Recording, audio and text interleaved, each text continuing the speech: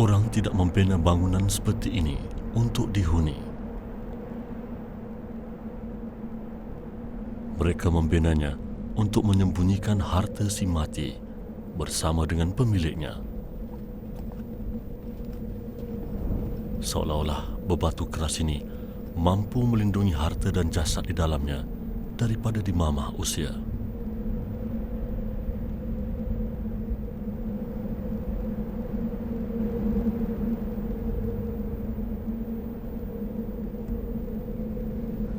Sudan, sebuah negara yang mempunyai pengaruh Arab. Deretan piramid usang ini mempunyai sejarah yang dikaitkan dengan empayar Raja Fir'aun.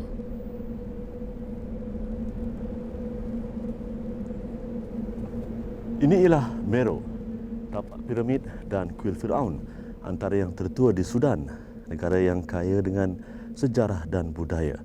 Assalamualaikum dan salam sejahtera. Bertemu lagi dalam rancangan Jejak Rasul. Kali ini siri di Sudan, negara yang menjadi tempat pertemuan dua sungai purba, Sungai Nil Putih dan Sungai Nil Biru. Ahlan bikum ke Sudan.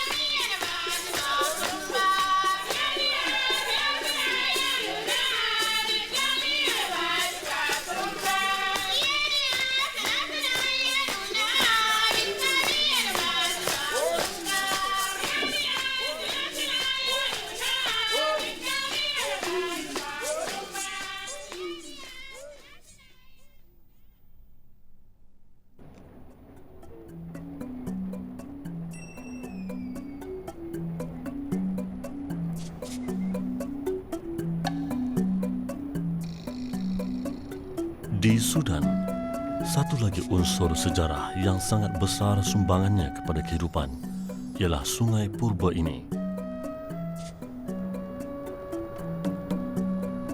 Sungai Nil mengalir lesu, mengairi bumi Sudan sejak beribu-ribu tahun lalu.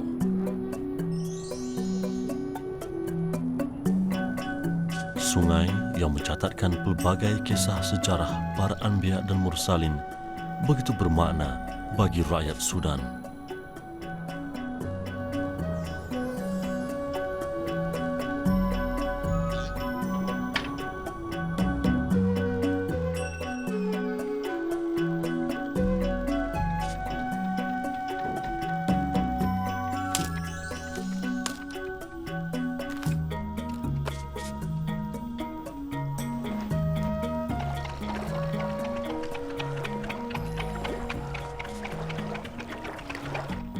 Sudan adalah sebuah negara yang besar. Kedudukannya yang strategik mengamit pendatang dari pelbagai latar belakang etnik untuk datang dan bermastautin di sini. Justru ada yang menggelarnya negara mini Afrika. Negara mini Afrika ini sebenarnya yang paling luas di benua ini, merangkumi keluasan seluas 2.5 juta kilometer persegi bersepadan dengan 9 buah negara. Kajian antropologi mendapati bahawa negara ini dihuni lebih 50 etnik, merangkumi 600 suku kaum dan mereka bertutur dalam lebih 100 dialek. Satu hakikat yang agak menakjubkan. Tetapi yang tidak kurang menariknya ialah inilah yang menjadi tempat pertemuan dua sungai purba, iaitu Sungai Nil Putih dan Sungai Nil Biru, yang menjadi saksi kepada pelbagai sejarah silam.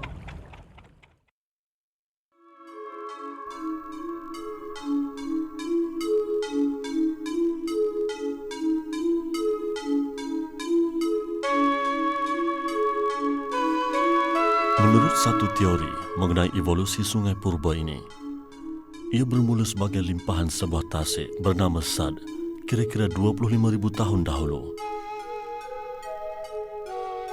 Air daripada tasik itu berpecah menjadi rangkaian sungai yang mengalir menerusi beberapa negara: Tanzania, Kenya, Kongo, Uganda, Ethiopia, Mesir, dan membentuk lembah subur di kiri kanan tebingnya.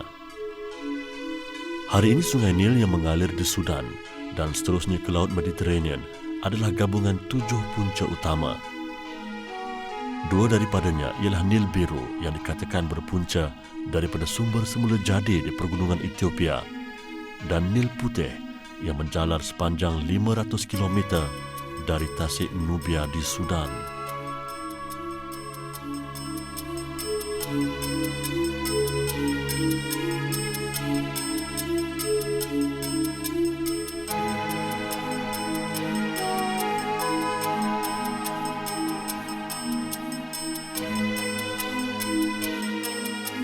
Sungai Nil Putih dan Nil Biru yang bertemu di Khartoum membentuk sungai utama yang mengalir terus ke utara Sudan. Dan hari ini, Sungai Nil adalah sumber protein utama penduduk negara ini. Di sinilah pelbagai spesies ikan hidup dan menjadi punca rezeki para nelayan yang bergantung hidup kepadanya. Mahmud Ahmad Al-Ibrahim, juragan nelayan sungai di Khartoum.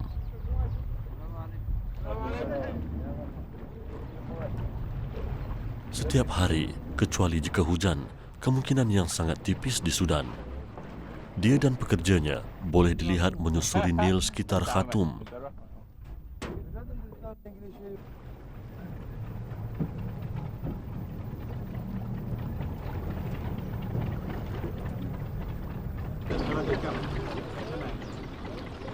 Menurut Mahmud, tangkapan harian mereka sekitar 25 kg sehari.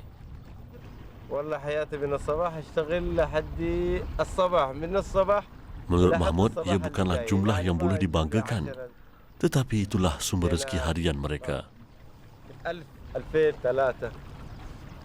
Menurutnya, penangkapan ikan secara tradisional masih lumrah di sungai ini. Peralatan yang digunakan tidak banyak berubah, biarpun dunia global telah memasuki abad ke-21. Bagi nelayan seperti Mahmud, tanpa Sungai Nil, mereka tidak mungkin memperolehi pendapatan yang lain. Sungai Nil yang merintasi Khartoum hingga ke Laut Mediterranean sejauh 3,000 km cukup bererti buat nelayan tradisional.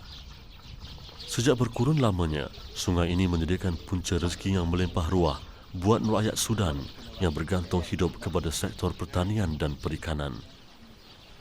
Bagi nelayan, kehidupan mereka bergantung kepada sungai purba ini.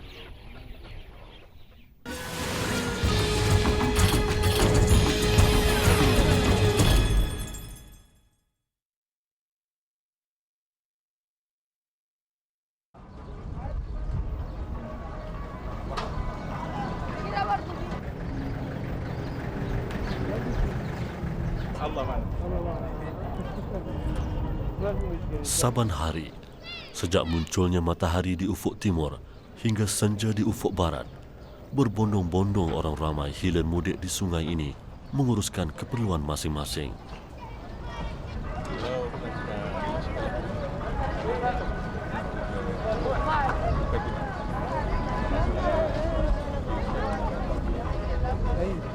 Ibu kota Khartoum yang terletak di antara segitiga sungai Nil Biru dan Nil Putih menjadikan pengangkutan air popular di kalangan warganya.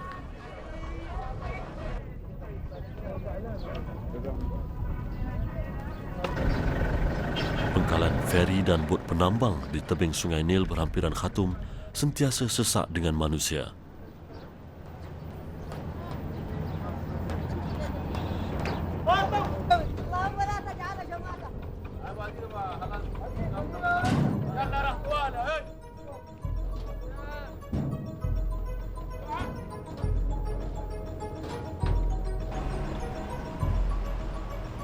Hasil pertanian, hasil perusahaan tradisional penduduk tempatan diangkut menyeberangi Sungai Nil dengan bot dan feri untuk dipasarkan di Khartoum.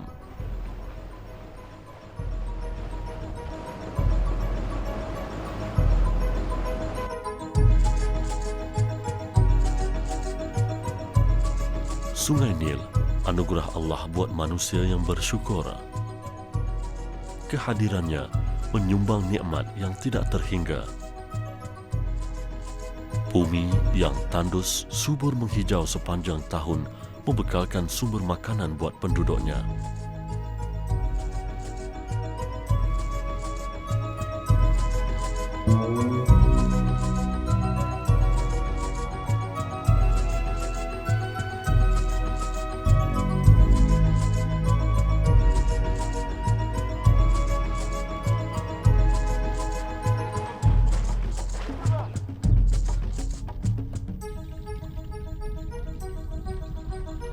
Sungai Nil yang tidak pernah kering airnya menyediakan sumber makanan dan minuman buat manusia serta binatang ternakan.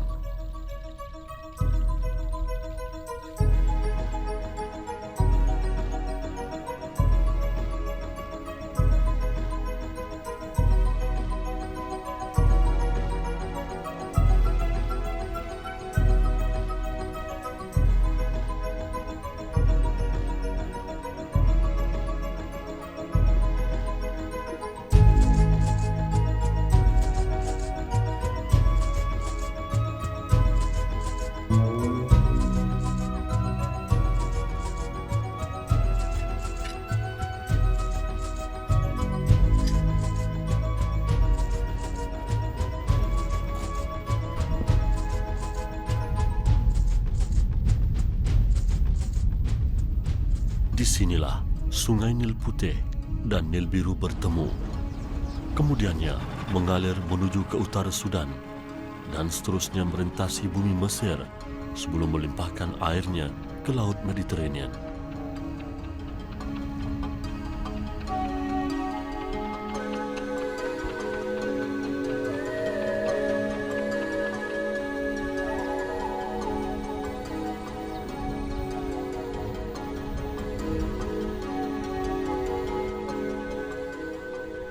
Sungai Nil menjadi saksi jatuh bangun banyak tamadun purba.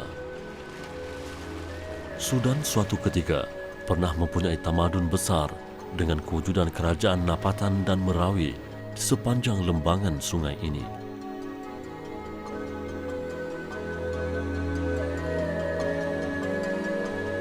Pemerintahan kerajaan Muqara dan pemerintahan Alua di selatan Sudan sekitar tahun 542 hingga 543 selepas Masehi menjadikan Sudan sebuah kuasa yang disegani di utara benua Afrika.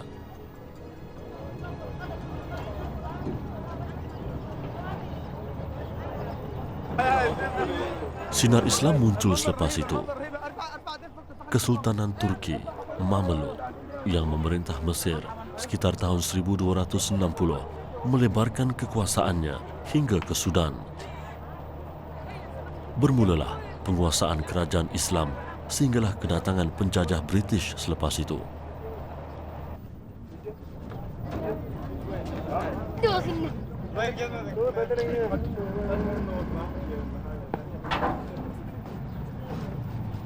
Ketenangan Sungai Nil tidak menggambarkan ketenangan mutlak buat warga Sudan. Negara terbesar di benua Afrika ini menyimpan sejarah perjuangan rakyatnya yang panjang.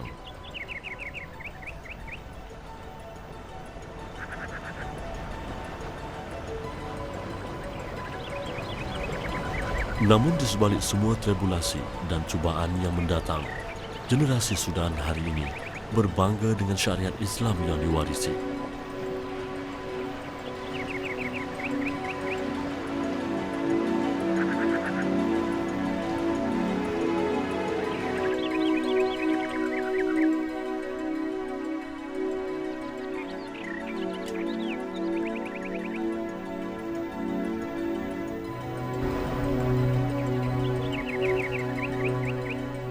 Suasana senja Sungai Nil berlatar belakangkan Masjid Nilain atau Masjid Dua Nil begitu mendamaikan.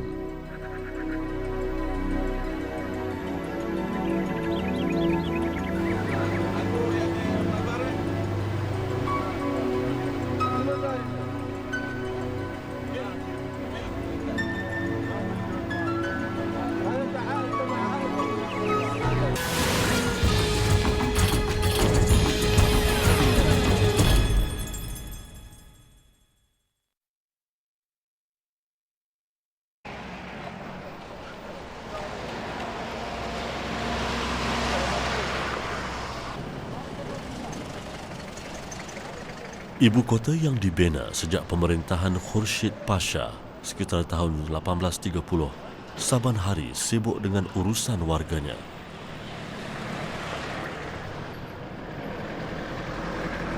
Khartoum terletak di barat tebing Nil Biru dan Nil Putih, membentuk satu kawasan subur sesuai untuk dijadikan kawasan perbandaran kerana kedudukannya yang strategik.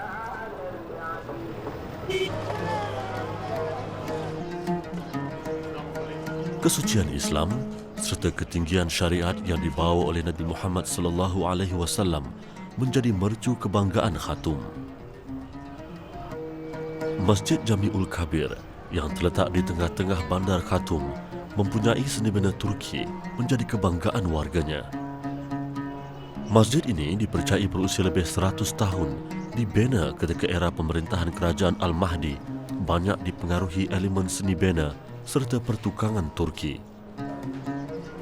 Tidak heranlah ia dianggap antara yang tercantik di Sudan. Muzairah, pondok yang diletakkan tempayan berisi air minuman menjadi tumpuan umat Islam menghilangkan dahaga, disediakan di luar masjid. Persekitaran masjid yang bersih dan nyaman menjadikannya bukan sekadar tempat untuk beribadah, malah sesuai sebagai tempat untuk melepaskan lelah seketika.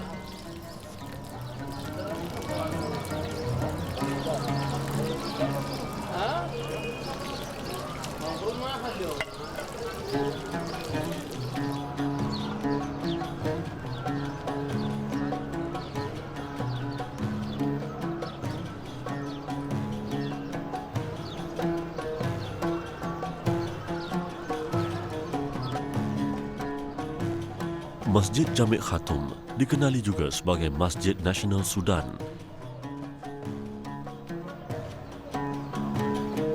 Presiden dan pembesar Sudan kerap kali menaiki mimbar masjid untuk menyampaikan khutbah setiap kali solat Jumaat.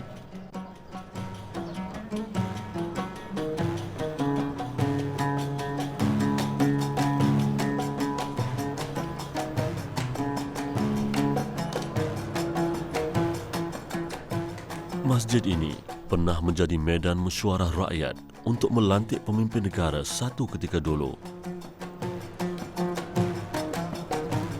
Masjid di Sudan masih berfungsi sebagai pusat perpaduan ummah, pusat pertemuan pemimpin dengan rakyat jelata, kesinambungan tradisi yang diwarisi sejak berzaman.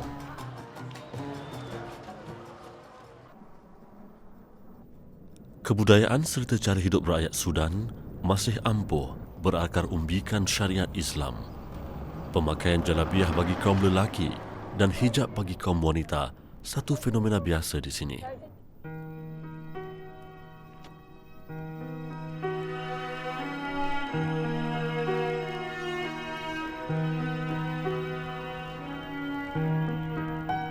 Rumah Khalifah di Omdurman menyimpan sejarah perjuangan Al-Mahdi, bapa kemerdekaan Sudan yang begitu dihormati. Di sinilah bermulanya perjuangan bersenjata gerakan Al-Mahdi yang dipimpin oleh Muhammad bin Ahmad menentang penjajahan British di Sudan. Muhammad Ahmad juga dianggap pencetus kepada gerakan pembaharuan Islam ke seluruh Sudan dengan menjadikan kalimah Tauhid sebagai bendera perjuangan umat Islam bagi mengembalikan kekuasaan Islam di negara ini. Muhammad Ahmad Al-Mahdi dilahirkan di sebuah perkampungan bernama Dongola di daerah Nubia. Dia dibesarkan di dalam persekitaran agama oleh keluarganya. Pada tahun 1881, Muhammad Ahmad Al-Mahdi dan pengikutnya yang digelar Al-Ansar melancarkan perang jihad terhadap kekuasaan British di Sudan. Sejak itu, umat Islam Sudan seolah-olah mendapat nafas baru bagi memartabatkan Islam serta membebaskan Sudan daripada penjajahan luar.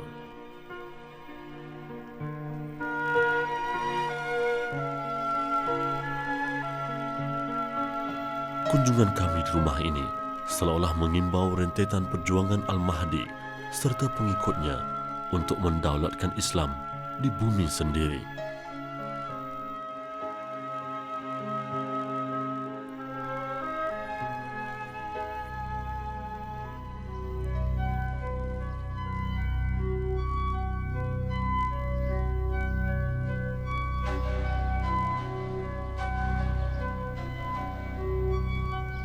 Inilah makam Al-Mahdi, terletak bersebelahan dengan rumah khalifah, monumen bersejarah rakyat Sudan. Di sinilah bersemadinya pemimpin agung Sudan, Muhammad Ahmad Al-Mahdi.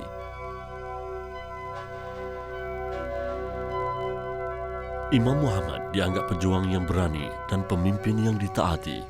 Sehinggalah hari ini, sesiapa yang dikaitkan dengan keturunan Imam Al-Mahdi di Sudan, sedikit sebanyak mendapat tempias kebangsawanan tokoh itu. Begitulah tingginya rasa hormat penduduk Sudan kepada pejuang kebangsaan mereka. Justru peluang menziarahi dan merakamkan makamnya ini tidak diperolehi sewenangnya kerana lazimnya hanya diberikan kepada pemimpin dan pembesar negara.